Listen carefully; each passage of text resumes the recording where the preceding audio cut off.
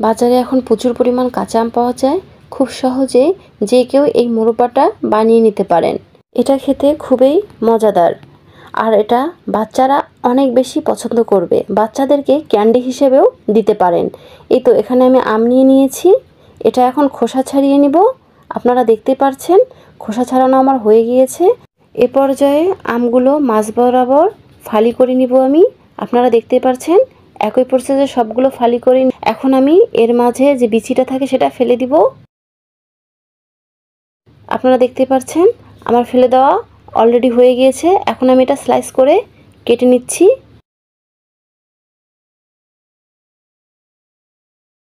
একই প্রসেসে সবগুলো আমার কেটে নেওয়া হয়ে গিয়েছে। দেখতে পাচ্ছেন কতটুকু মোটা করেছি আমি। দেন চুলায় একটি প্যান বসিয়ে পানি গরম করতে দিয়েছিলাম। কুসুম গরম হলে এর মাঝে আমের স্লাইসগুলো আমি দিয়ে দিলাম। আমটা বেশি সিদ্ধ করব না, হালকা একটু সিদ্ধ হয়ে গেলে এটা আমি পানি ঝরিয়ে উঠিয়ে নিব।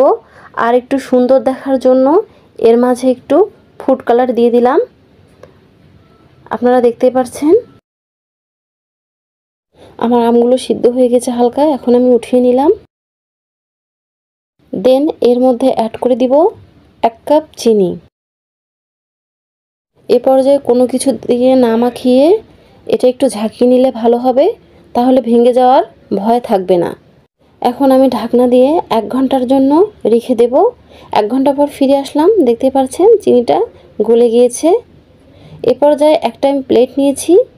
এর মাঝে একে একে সবগুলো স্লাইস আমের আমি দিয়ে দিচ্ছি। আপনারা দেখতে পাচ্ছেন সবগুলো স্লাইস আমার দেওয়া হয়ে গেলে এটা আমি 30 মিনিটের জন্য রোদে দিয়ে দিব। 30 মিনিট পর ফিরে আসলাম। দেখতে পাচ্ছেন এটা পানিটা যেটা ছিল সেটা শুকিয়ে গিয়েছে। এর উপরে এখন অ্যাড করে দিব চিনি গুঁড়া। এটা আমি ব্লেন্ডার করে রেখেছিলাম, সেটা অ্যাড করে দিলাম। এখন এটা আলতো হাতে আমি মেখে নিব। এই তো রেডি হয়ে গেল আমার আমের মোরব্বা বা আমের ক্যান্ডিও বলতে পারেন। এটা বাচ্চারা খেতে ভীষণ পছন্দ করবে। আপনারা একবার হলেও ট্রাই করবেন, ইনশাল্লাহ ভালো লাগবে।